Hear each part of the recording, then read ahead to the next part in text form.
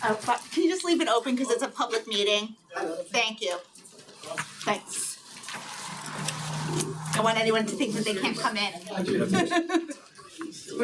we're outside, right? It'll keep us awake. Okay, it's 7:01 on Thursday, April 23rd, 2026. We're going to call the Board of Education. Lucille Becker? Oh, Lucille Becker? Yeah. Oh. Take two.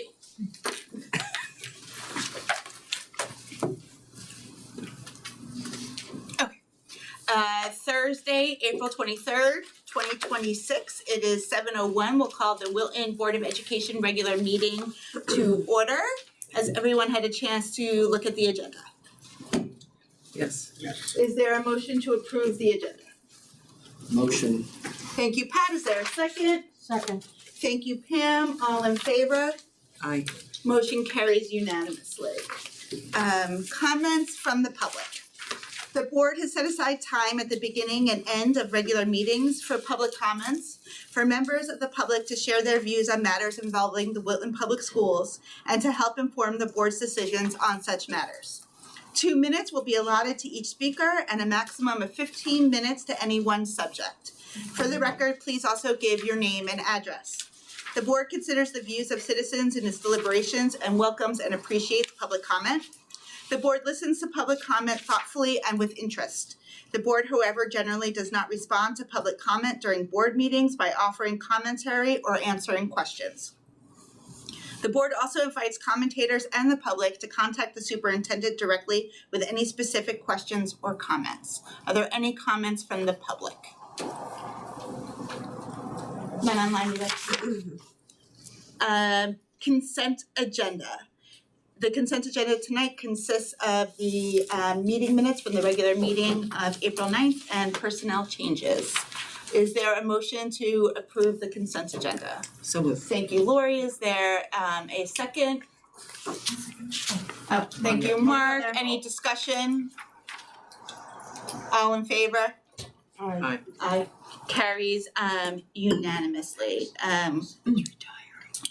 Reports and recognition. Oh, there's so much reporting and recognition going on tonight, so I'm just going to be really brief and just want to remind everybody that the annual town meeting, the place to be on Tuesday, first Tuesday of May, the 5th, come out, support our school budget, and you can rehear my my laws and accolades and justifications and understandings for how well we spend our money and the value that Wilton receives in these school buildings. So that's my big plug. Thank you, 7 o'clock. And then voting takes place afterwards, and then there's a adjourned voting that Saturday. Dr. Smith. Great, I've got a few things for you. A number of congratulations are in order here. First, the board received a number of communication awards this year from CABE. Wilton won for the 2025 Superintendent's Budget Presentation, received an honorable mention for the board chair's budget public hearing presentation. Wilton received an honorable mention for the Community Wellness and Belonging newsletter developed by Kim Zemo. Wilton received an honorable mention in the special projects category for 8th grade parent presentation on demystifying course registration. Wilton won in the website category for our website redesign. So those CABE awards are forthcoming. We want to congratulate our music program for once again being selected as a NAM Foundation Best Community for Music Education. This is the 5th consecutive year Wilton's been recognized with that award. On Tuesday of this week, we were joined, and I want to say thank you to Lori for joining us for a couple of hours. We were joined here in the district by a group of 9 Connecticut superintendents and several other executives from the Superintendents Network, of which I've participated in since 2018. This is a professional learning organization that focuses on strengthening superintendent and school leadership. The group joined us to participate in an instructional rounds exercise through which we studied our instructional practices in mathematics. we had two intersecting lines of inquiry. One, tied to our district goals, we wanted to focus on better understanding how well our students with special needs were able to access grade level content and instruction in our high school math classrooms. And the second line of inquiry focused on our implementation of building thinking classroom strategies. So I want to thank Brian, Trudy Denton, and Brenna Dunn were the three designers and architects of that learning experience. I'll share with you the piece of a note I got from Richard Lemons, the executive director from Partners who leads the network. He writes, "What struck me most was the authenticity of the problem of practice you brought forward. It was clearly anchored in teaching and learning, and just as clearly driven by an aspiration for more powerful learning experiences and more equitable opportunities and outcomes for all students. Just as important, your team seemed deeply invested without becoming defensive. There was a real openness to learning, which gave the visit both credibility and substance. The visit itself was also thoughtfully designed. We had the chance to engage in a deep and disciplined conversation supported by the sheer number of data points we were able to gather, the narrow and purposeful focus on math instruction and the supplemental materials that gave superintendents a clear picture of the vision for strong math teaching. All of that helped make learning sharper and the conversation more grounded. At the same time, it was equally clear that there's so much good happening at Wilton High School. Your faculty demonstrate real care and affection for students. The high school has moved forward with deliberateness on a challenging agenda, especially around de-leveling the math course catalog. And it was exciting to see building thinking classrooms alive in meaningful ways in the high school math classrooms." So Brian and team, thank you. And Laura, you got to participate a little bit. If there's anything that jumped out at you. Especially the classrooms that we observed, I was so impressed with both the teachers and the students. There was the same message was put forth in each of the classes we went to, and I was really proud. I was very proud. And the group that I was with was your superintendent from New Canaan. They were really engaged as well. So thank you. Thank you all. It's very good. Now, in those kinds of professional practices, with varying groups, we, under Chuck's direction, engage in all year long. But they're just really powerful example of the commitment to continuous improvement that Wilton engages in annually. So thank you, and Brian, thanks again. That's it for my report. And now we have a happy introduction of our new Miller Driscoll Assistant Principal, Caitlin Walsh. Welcome to Wilton. So, Marie, you want to kick off the introduction? Sure. Yes. Well, in my role, I have the privilege of leading the executive searches, and tonight I am so pleased to introduce to the board for the first time officially, Caitlin Walsh, who comes to us having had a very successful 24-year career in the field. She began her career at Greens Farms Elementary School in Westport, where she was a classroom teacher. She moved on to Monroe, where she was a classroom teacher and an instructional leader, a coach. And then she went back to Westport, to Greens Farms, as a math coach before going on to become an assistant principal in Ridgefield. And it was a really rigorous process, 4 rounds, many committee members. But one of the things that came through just so clearly was how student-centered Caitlin is, and her warmth and her passion for the work and her commitment to students and families. And so we're very excited to have her on board. And I know Kathy wanted to share a few comments as well. Sure. First, I want to compliment Maria Coleman because let me tell you, she runs an amazing search and interview committee, and she has everything, all buttoned up from start to finish, and she fed us very well. So, fed me well for 4 rounds. Caitlin, throughout this whole process, 4 rounds, again, the first thing we were attracted to was her intellect. She's so incredibly intelligent. She exuded positivity. She was incredibly poised. Again, under a lot of pressure. I just said to her when we were sitting here, "Are you having a little post-traumatic stress disorder?" Because this was the room that we were in. She's like, "Oh, it's a much more relaxed environment tonight." There were a lot more people at this table, believe it or not. Which is so nice. And then, like Maria said, what sealed the deal for us was she's so warm, so student-centered, wants to support the staff, wants to get to know parents. So those were things that just, brought it home, Caitlin. And in case you wondered, we've already started a list at Miller Driscoll about all the things that we have planned for Caitlin. So I said to her before we came in here, I wish we could just turn the page and have it be July 1st so that she could get started. But we are really, really excited. So congratulations. I'm incredibly excited to be here. So thank you all very much for welcoming me and for the committee for making me feel so welcome throughout the process. I can't wait. Thank you. And I will say that even though she works in Wilton, she had the very good sense to never wear orange and black stepped foot on our campus. But to make sure that that never ever happens, we have some Wilton gear for you. When you start. You may not want to wear this in the next couple months. I'll wait till July 1. Yeah. But, welcome. Thank you very much. Thanks, everyone. You'll be in good company because I wear my Wilton hat in Richfield all the time. But welcome, we're really excited to have you partner with us and welcome aboard July 1. Thank you. Thank you. Thank you. Thank you to everybody. Great. Good, and so round of applause for Kate.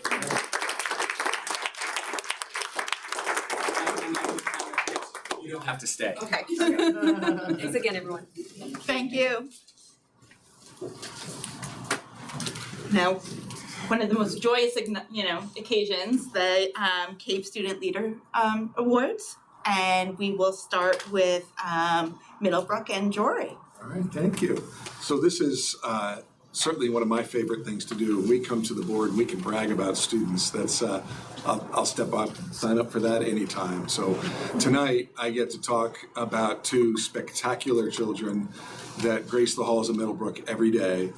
But before I do that, I want to give proper credit where it's due, and that's to their parents. So first, I want to introduce Addie Bender's parents, Ashley and Tad, sitting right here. So thank you to them. And also Owen O'Day's parents, Bailey and Joe. Without them, we're not here, right? So let me brag about Addie first. Addie exemplifies the spirit of the CABE Student Award through her positivity, her leadership, and her dedication to the school community. Actively involved in chorus and web, which is where everybody belongs, and committed to her passions as a horseback rider and dancer, she brings enthusiasm and energy to everything she does. Addie is known for consistently being upbeat, having an upbeat attitude, and her determination to overcome challenges with resilience and incredibly strong work ethic. In the classroom, she leads by example as an upstander, supporting others while maintaining high standards for herself. Nominated by her peers and recognized with the Q2 Epic Award for Enthusiasm, Addie is admired for her passion, positivity, and ability to inspire those around her. And one of my favorite things to do is to ask her peers what they would say about her. And so from her peers, they say, quote, Addie is a good nominee for enthusiasm because she always has passion for her work and has high energy in class no matter what we're doing, end quote. Another student said, Addie is, quote, always bright and makes sure you look on the good side of something even when it's hard to do, end quote. But through her compassion, her optimism, and commitment to making others feel supported, Addie truly embodies the values of respect, responsibility, and integrity that define the CABE Award recipient. So congratulations to Addie Bender.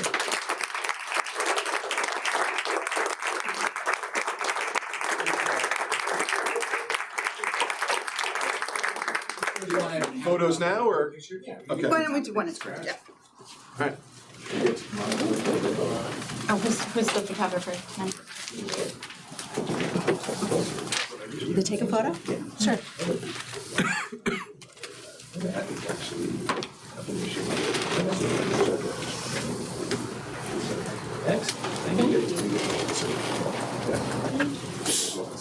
Yeah, Jory, join us. Yeah. Right Mom and Dad, come up too. Absolutely. Mom and Dad.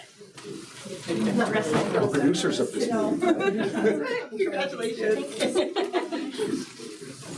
Congratulations. Significant honor. Well done. Thank you. Thank you. Yes. All right. All right. Maybe I'll take a few. Great, thank you. Congratulations, well done. Thank you. Thank you so much. Thank you.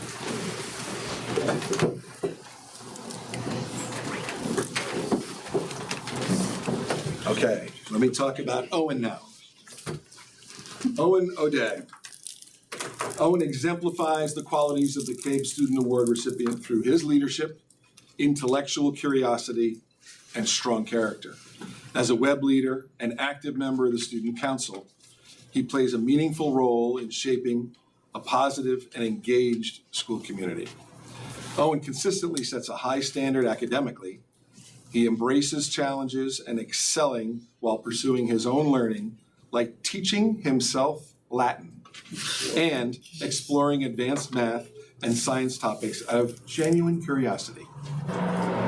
Deeply invested in his 8 Green community, Owen fully participates in team building efforts, from games to decorating fundraisers, where he stood out as the top contributor to the food drive. Beyond the classroom, he balances a wide range of activities, get this, that includes theater, student advisory council, piano, crew, and water polo, all while honoring each of his commitments and responsibility with dedication. Owen is known for his honesty, his strong moral character, and his ability to connect with others. I will add that he connects with me every morning to say hello and ask me how I'm doing, and I appreciate it. He enjoys sharing his interests and learning about the experiences of those around him, fostering a true sense of inclusion and respect. Peers, what did they say about him? What his peers said was, quote, "When Owen is passionate about something, he gets so excited to share it with others," end quote. And another quote is, "He is thoughtful and has a sharp mind and always participates in class." And finally, a quote that says, "He is great to work with in a group because he's a real team player," end quote. But through his leadership, integrity, and genuine engagement, both learning and in the community, Owen embodies the respect, responsibility, and compassion created by the CABE Student Award. So congratulations to Owen.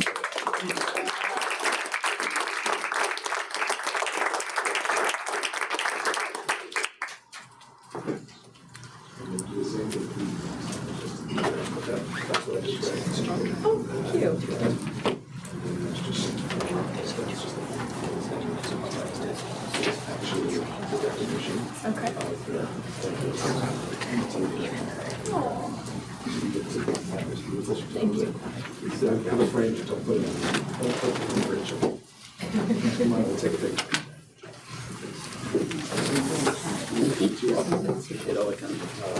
He deserves it.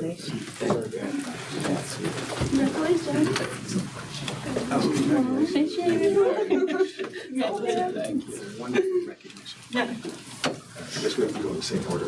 Sure, why not? Feels like graduation. Yes, exactly. This morning, Here? picture method. Okay, thank you. Thank you. Congratulations, well done. Oh, thank you.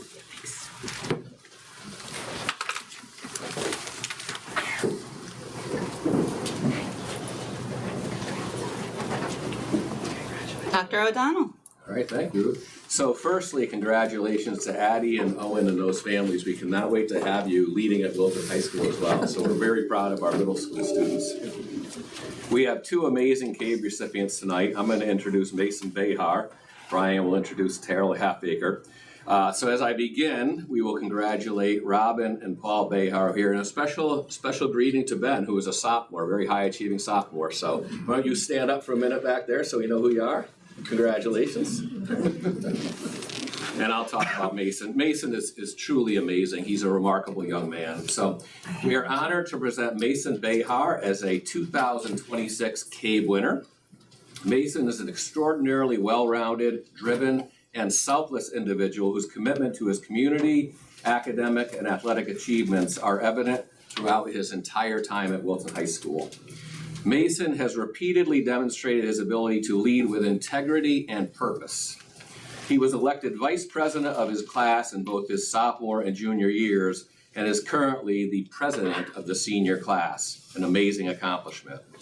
His leadership abilities extend far past the end of the school day in his role as a captain of Safe Rides, in which he leads a team of 20 students on weekends to ensure that his peers have a safe way home whenever they need it.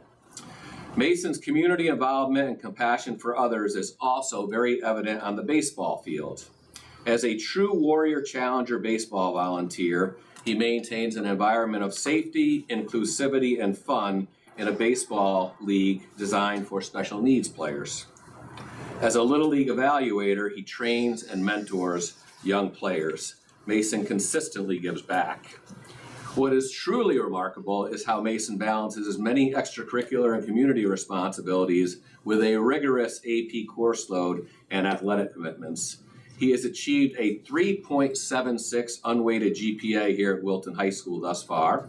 And as a member of the National and French Honor Societies, as well as the football, skiing, and wrestling, he actually went out for wrestling this year and demonstrated amazing mental and physical toughness as a senior, no small feat, and also currently a member of our baseball team.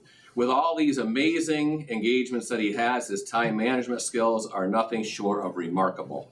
We are proud to have a student leader with such integrity, a strong work ethic, and a commitment to excellence here at Wilton High School. Mason will be attending Colgate University in the fall. Congratulations to Mason and his awesome family. Congratulations, Mason.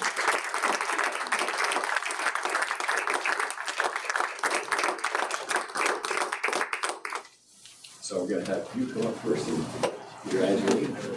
This is for you. This is the bio I just read. So you have that. And this is your. So we'll have the whole family come up, and including you, we'll take a nice picture up front. Ready? Congratulations to the family. You roll it. Yeah. Mason, how great was that from taking a 5 to now? Thank you so much. Great to see you. I had it. You did? So you're next. Cool. Yeah. Congratulations. Thank you so much. Yeah. Oh, it's such a pleasure. Thanks, Dr. Smith. Way to go. You guys are doing a great job. Yeah, scoot that. So if we could have everyone shift over just a little. Get ready for June. In between the flags is perfect. Okay, ready? 1, 2, 3. Great, thank you.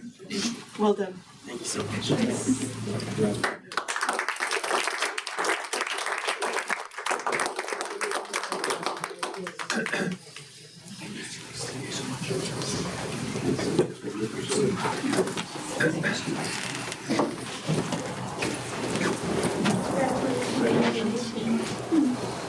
And I'll follow suit as I introduce Taylor Halfacre and congratulating her parents, Bonnie and Ted, right behind me, for the outstanding job they've done raising a wonderful child. We're honored to present Taylor Halfacre with the 2026 CABE Award. While Taylor joined Wilton High School community only at the start of her junior year, transferring from California, the impact she has had in such a short time is nothing short of remarkable. She's a student defined by intrepid spirit, a rare level of resilience, and an unwavering commitment to her peers. Transitioning schools midway through a high school career is daunting for anyone, yet Taylor navigated this challenge with gusto.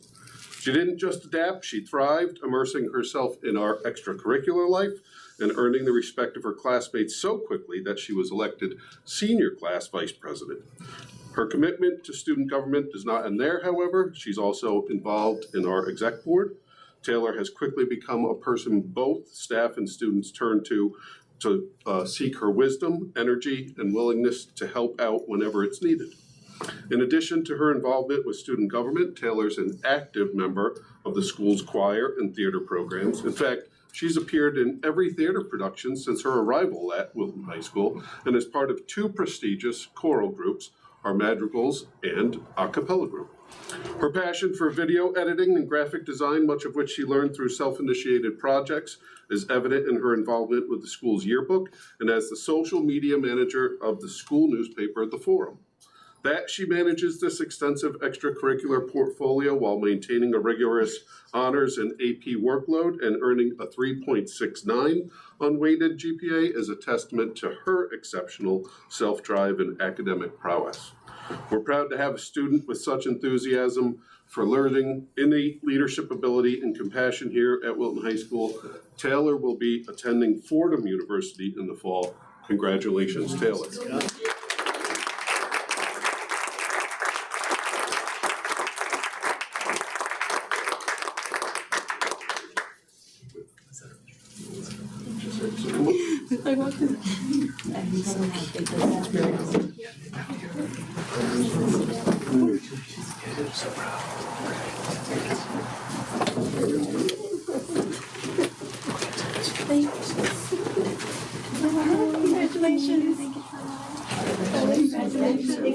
Better than barbecue? I'm so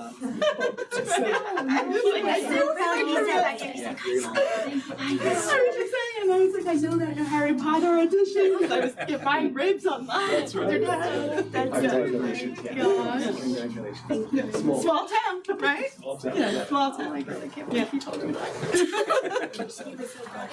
Okay, ready? 1, 2, 3. I'll take a few here. Great, thank you. Thank you. Congratulations.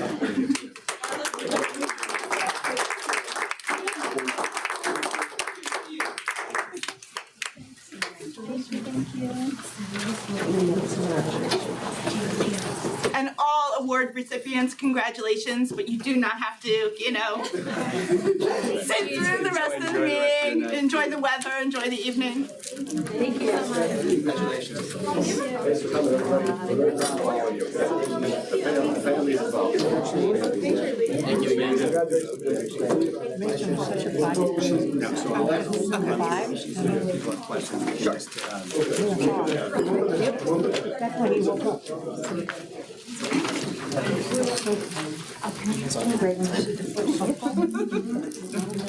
So great. They say normal crowd. Are you one? We should have won. Next up, the financial report. Kevin will walk us through us. Lila is not here with us today. Great, yeah, so just so everybody knows, Lila has been enrolled in a program at the University of New Haven for school business officials. And they added a course, so she took the program last year, finished it. They added a course this year and she asked if she could take it, so that's where she's been on the last few Thursday nights. The course she's taking is called Public School Facilities, Transportation, and Ancillary Services, which sounds great. Very relevant. More stuff for her to be in charge of when she gets back. Yeah. So, Can't get any better than that. yeah, but she provided, as she typically does, her summary. You saw we're keeping a close eye on end-of-year expenditures. She's been working with the staff in the buildings to close out purchase orders. And, generally speaking, we're in a pretty good place. There aren't any lines in this budget that are performing in ways that were unanticipated. In some other news, she shared with you that we have purchased and received our second 10-passenger van. The driver's been hired, and we expect to begin runs right at the beginning of May. And then the last update she had for you was around the nursing services RFP. We received 12 proposals. We're going through those now, so she'll have later in May. Do you know if they're by and large in line with what we were expecting? I have no idea at this point. Yeah, I just know the number that we received. And That's 12 proposals is substantial. yeah, so what she did say was most of them were from organizations out of state. And so, again, not sure, what that means if you're trying to, get a toehold in Connecticut or what, but she's just started to work through the process. Any questions for Kevin on the budget? There's also the transfer sheet on the last page.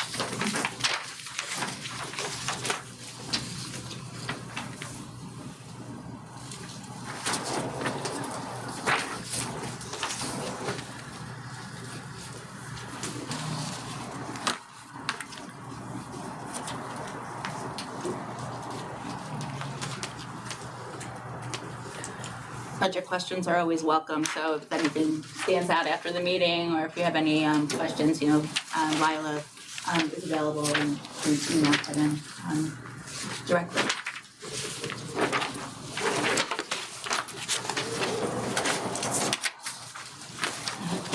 Mr. Rushton.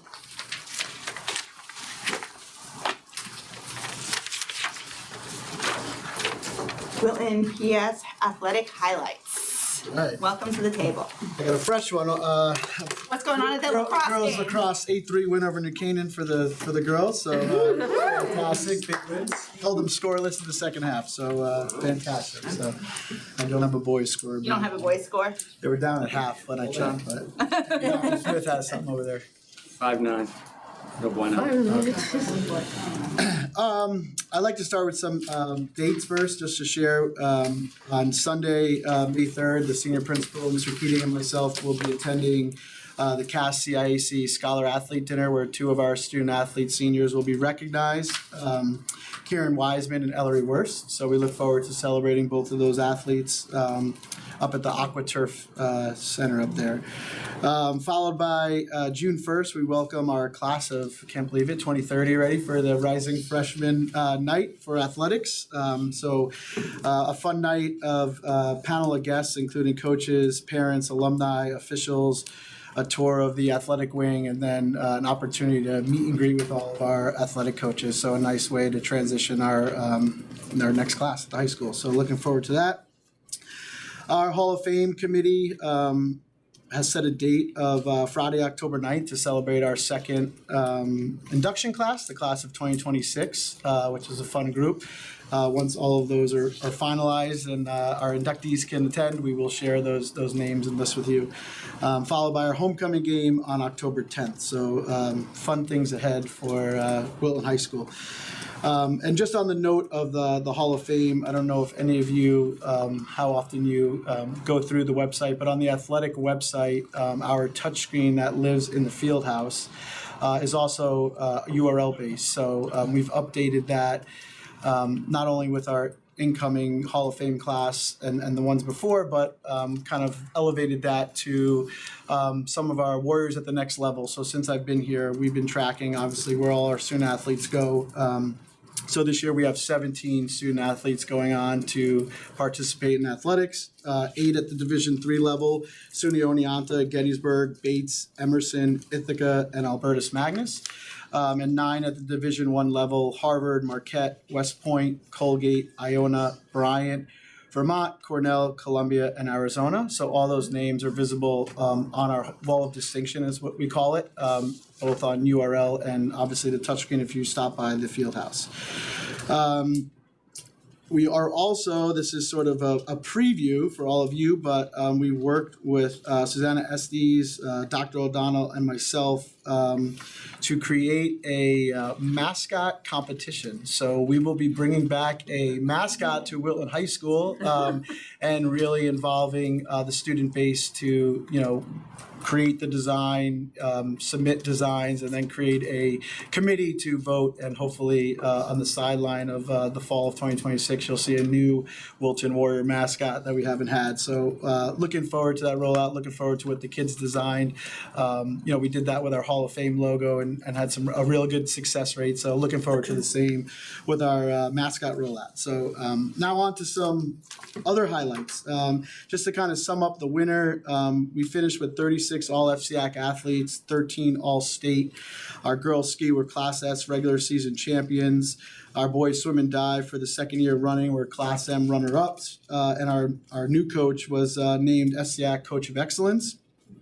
Followed by our boys and girls hockey teams who both qualified for both the FCIAC and state tournament, and both of our coaches were selected as FCIAC Coaches of the Year. Our wrestling team won the FCIAC Sportsmanship Award, had a fantastic showing at our league level FCIACs, our state opens, and we had one wrestler qualify for the New England Wrestling Tournament up in Rhode Island. It was a record year in Class L's, highest points scored, highest finish in school history, and most placers, and we had our first Class L champion in our own field house, which was pretty amazing. similar to what we did with the partnership with Sacred Heart and our strength and conditioning program, we have now since partnered with Southern Connecticut State, and with the help of Maria Coleman and the rest of her team, have brought on an intern around the mental performance coach. This is becoming very popular, obviously, at the professional levels, even as recent as the draft is tonight, and the NFL is now required one mental health professional per team, and it's kind of making its way through college and soon, obviously, to high school. But more for the opportunity to teach goal setting, adversity, perseverance, and just provide someone in that field. So they will report directly to me, work with our coaches. So sort of a trial period for this spring, and hope to create that connection moving forward for our fall and winter seasons as well. And then just a quick sort of current standings of where we are. Our baseball team's off to a great start, 5-3, followed by softball 6-2. Girls golf, girls lacrosse, boys lacrosse, all 500 at this point as of before this game. Same with our tennis, girls tennis, and our volleyball team, who, as you know, are competing at the varsity level for the first time, are 3-3 and competing, very well, and hope to, qualify for the Class M state tournament as well as the FCIAC tournament. So everything is off to a great start, and just thank you for letting me share. Wow, thank you. I'm gonna ask you to email that to me, so I'm sure I can highlight some of these great achievements at the annual town meeting. But it's really fantastic, and I just think that the growth and the strength of the program year over year just has been tremendous. And this new partnership with Southern Connecticut State, that sounds so, kind of interesting to me, and it's the forefront of the intersection of have a well-rounded education and be an athlete and also a leader. So I'm really pleased to see that direction. Any questions? Do you know how many kids are participating in spring sports? We have 432 student athletes, about 36% of our student body right now. Is it usually spring less than fall? Or is it about the same? About the same. About the same. Yeah. Our winter is probably our highest. Okay. Around 500 and change of students. So, but similar pattern. Yeah. Thank you. Yeah. Thank you. Done a great job. I appreciate that. And we actually have a Thanksgiving game in here, right? We're at Ridgefield this year, but next year. It's fine. It's fine. You can all wear our Wilton gear there. That's right. Thank you. Thank you, Bobby. IT update. Bill. Sure. So as you know, we're in a bit of a period of transition, but Derek Lemery, who is the COO of Novus, has stepped in to help out, and he has a transition team he's been leading, partnering with us, and things have been going really well. So I'll just give you a few brief updates. First off, we're working on improving our network infrastructure. So at each of the buildings, there have been some inefficiencies or things that just weren't set up optimally. So they're working through that right now and improving that overall throughout the district. We're also working on inventorying our hardware and trying to come up with a replacement plan for student Chromebooks and teacher laptops. So we're working through that, but one highlight from that conversation is that we're looking to go with better, more robust Chromebooks for students, and we also want to price out including cases with that purchase so that we can get more mileage out of it and keep Chromebooks in students' hands longer before having to repurchase them for another class coming through. So we're hoping to, spend a little more upfront but save a little bit more overall. So that's kind of our Chromebook plan at the moment. Teacher laptops is still in process. We're still planning on a lot of that within our budget constraints. The community Wi-Fi grant is going well. Overall, Derek says we're beefing up our fiber so we can have better connectivity between buildings. We're also building some redundancy in our Wi-Fi to help provide access for places like the sporting fields, things like that.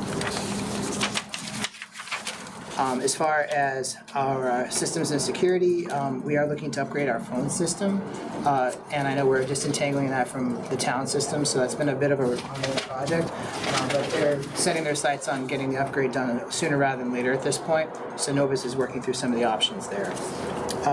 as far as some smaller projects that are going on, we are working on bringing back digital signage. It's inconsistent throughout the 4 schools. So Derek and his team have highlighted an app called OptiSign, and they think that that could help bring back some digital signage. For example, there's TVs in the high school cafeteria that have been turned off for as long as I've been here, so going on 2 years. So they're hoping to get that going again, provide lunch menu information, things like that. I know that we're thinking of getting the TV going in Cider Mill in the lobby, so when students come in, they can see the announcements, and parents can see that too when they visit, things like that. So we're hoping to get all that up and running again sooner rather than later. So that's just a brief list of updates that Derek shared with me, and I'm happy to talk more about it at great detail.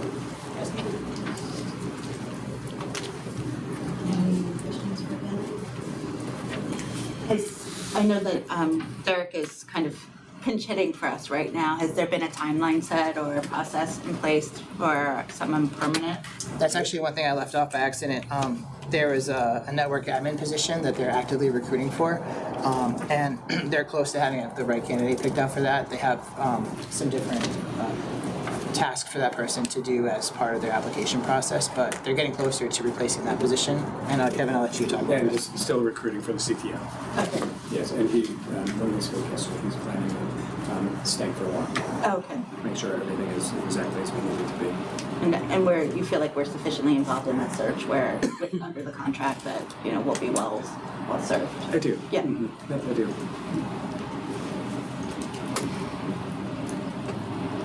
Any other questions for Bill?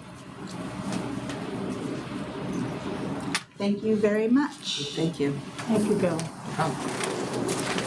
Next up is policy 6163.1 and /1312.3, selection of school library materials, meets Wilton goals and priorities 5, 6, 7, 8, and 14. This will be a first read. So we're not, what did we call it? Policy Palooza? We're not quite there. So consider tonight a prelude to Policy Palooza. So this policy is driven by a new state statute adopted last year. If you look at the existing policy, we're proposing to strike all of the existing language and supplant it with model policy language developed by Shipman and Goodwin. The new policy addresses primarily 3 areas. The first is library collection, development, and maintenance.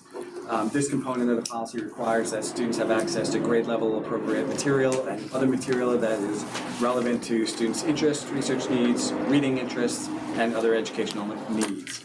This component stipulates that the district establish a procedure by which our library and media specialists will continually review the material. So that's been done and part of the policy. The second component has to do with library displays and programs. That component expresses the inherent value in library displays and notes that they should be provided for the interest, information, and enlightenment of all students. They should represent a wide range of very divergent viewpoints. They should enable student access to age and grade appropriate content. And then the third component are standards for reviewing challenges to library material, library displays, and then student programs. And this component essentially spells out the process an individual must engage in should that person want to challenge the presence of some material or program.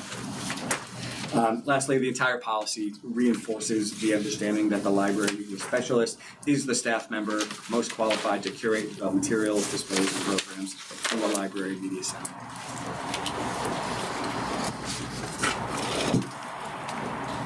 I had a couple questions. Sure. The policy reference in Appendix A, which I didn't see attached, I don't know if that was on purpose or not. Oh, the review procedure? Yeah. That's. I saw the request form for consideration. somehow? Oh, you know what, that's I must have just neglected to include it, I'll post it on the next agenda. That was the procedure that Bill and company developed for just reviewing materials. Okay. Yeah, sorry, I thought I did include that, so. And then in doing some research on this, it seems like there's a recommendation that we may contemplate some kind of informal resolution step before you go right to like a formal review.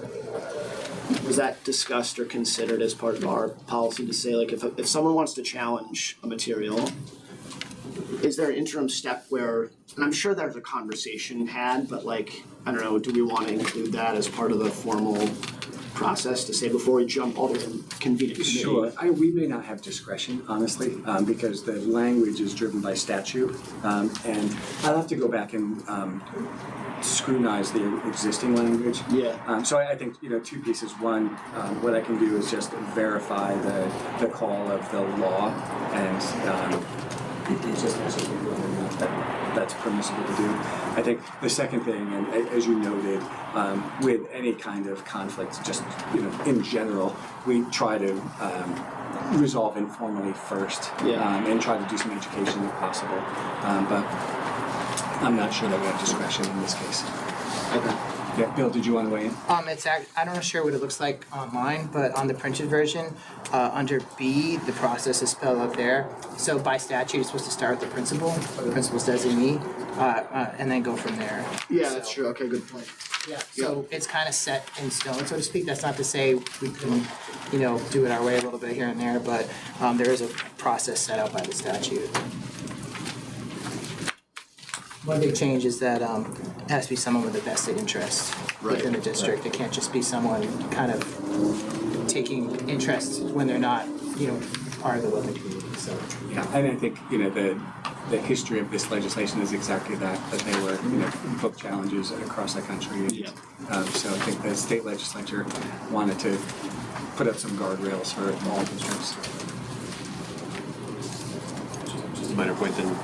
This B, is that in effect Appendix A? So where it says B, is that in effect the start of Appendix A? Since Appendix A is meant to be the review process, and this is the review process. I think so, yeah. It's just mislabeled? I'll go back and look at it. Yeah, it didn't have to be. That might have been me with the document too. Sorry about that. So. And then do we separately, I thought I recalled some process where if a parent has an issue with a material that they don't want their child to have access to, they can separately they work with the teacher, work with the administrator. remove their child's access without having to go for a full challenge, right? You can put a note on the library file.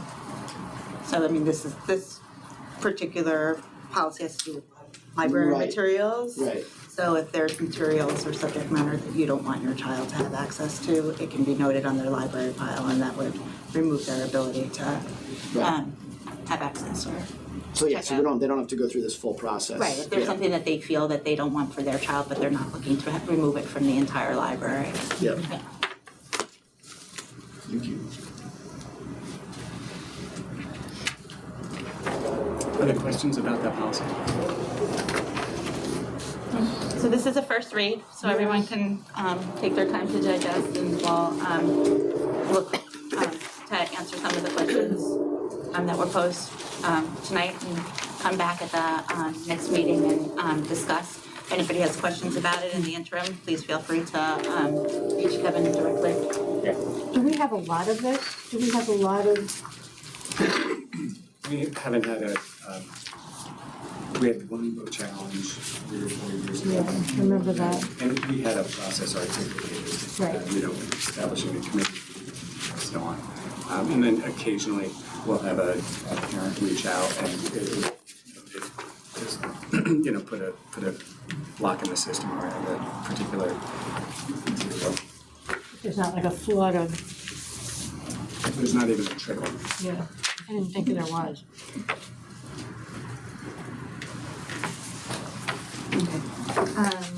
Moving along, getting us closer to policy pool here. Policy updates and meeting goal number 14. Yeah, so just to remind everybody, last summer we engaged with CABE to conduct an audit of our policy manual. while the manual was on the whole in pretty good shape, there were a number of policies that hadn't been reviewed in quite a long time. So Ruth, Mark, and I have organized them into several groups, and we're working through the updates now. So there's a number of policies. I'm just going to walk you through, and we're going to put them on for a first read on the 7th. So on the 7th, some will come for a first read, and some will be on the consent agenda for just technical typo type. Yeah, most of the policies we're reviewing haven't been reviewed in 8 or 10 or more years, and so the majority of the work that's been done is really just language cleanup, typos, spacing, some updating to statutes where appropriate. There are a couple that have more substantive revisions. There's one we sent back to Shipman and Goodwin with a question about the necessity of the policy, but I appreciate the effort on Mark and Ruth's part to get these done. So in your packet tonight, and I'll make sure this goes up online so people can see what we're looking at. For the first policy that we looked at, 3232, Individuals with Disabilities Act, fiscal compliance. There were no substantive changes to that policy. It was really just technical in nature, typos and spacing. I made one correction to the legal reference. It's IDEA 20 USC, not 40 USC, so I made that correction. The second policy that we looked at was 3516.5, sexual offenders on school property. There were no substantive changes to that one. Again, typos and spacing.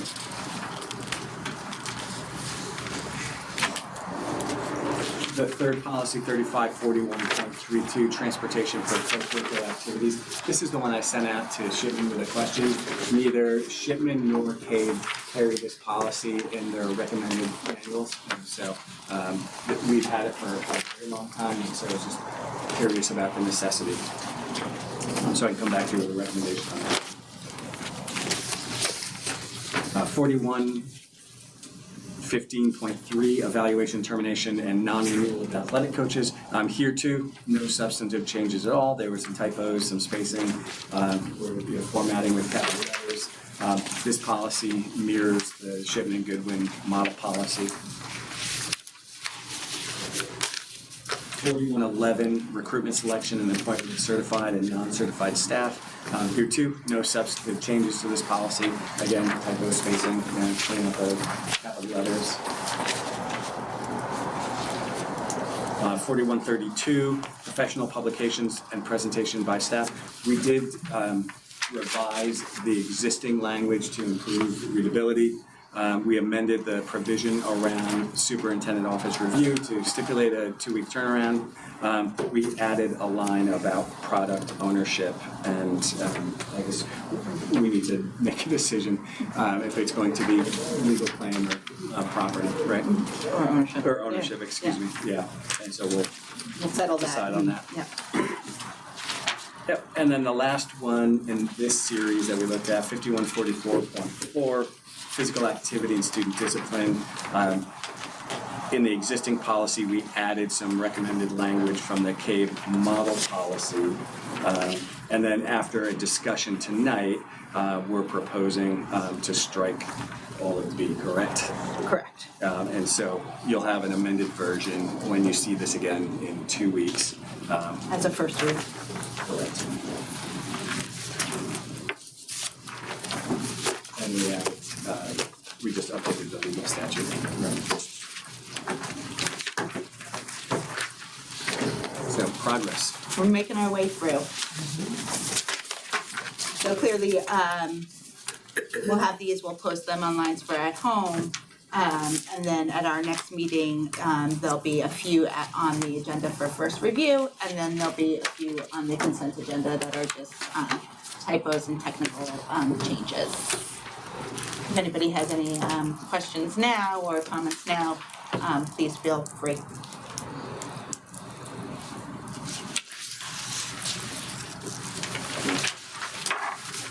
Okay. Moving along under possible action items, discuss and approve consideration of a request for an appeal hearing concerning complaint involving employee filed under Wilton Board of Education Policy and Regulations 1312. Earlier this evening, we met in executive session and discussed an attorney-client privilege memorandum providing legal advice regarding appeal of a complaint involving an employee. And I'm going to ask for a motion from the board that consistent with Board of Education Policy and Regulation 1312, public complaints. The board declined to hear the appeal of the complaint received by the board on April 23rd, 2026 from an employee of the Wilton Public Schools, and moves further that the board authorizes the superintendent to communicate this decision of the board to said employee. Is there a motion? So moved. Thank you, Lori. Any discussion or comments or questions? Is there a second? Second. Thank you, Pam. All in favor? Pam, all in favor? Or not? Motion carries unanimously. Thank you all. Comments from the public? No comments from the public. Just want to again draw everybody's attention to the annual town meeting on Tuesday, May 5th at 7 p.m. That's held here in the Clune Auditorium. And then we will have a regular meeting on May 7th. And then on May 21st, we'll again have an anticipated executive session at 6 o'clock. And then a regular meeting following at 7 p.m. And also for everybody's information, the April 2026 enrollment report is attached to tonight's materials. It is 7:57, meeting adjourned.